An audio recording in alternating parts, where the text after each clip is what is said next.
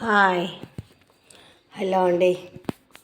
దేవుడు శుక్రవారం పూజ చేస్తున్న ఆ స్వామివారికి అలంకరణ, అమ్మవారికి అలంకరణ, దీపధూప నైవేద్య అన్నీ చేసి మంచిగా దేవుని పూజించుకొని, అమ్మవారికి పాలకడిలో పుట్టింది కాబట్టి అమ్మవారికి పాలతోటి అభిషేకం చేసి, మళ్ళా పంచామృతాలతో అభిషేకం చేసి, పాల కడలిలా పుట్టింది కాబట్టి అమ్మవారికి పాలు నివేదన చేస్తున్నా అమ్మవారికి. ఏ బాధ వచ్చినా, ఏ కష్టం వచ్చినా, ఏమైనా ఆ దేవుళ్ళే చూసుకుంటారు. పరమేశ్వరుని నమ్మండి. మీరు దేవుని నమ్ముకుంటే మీకు ఏ బాధ రాదు.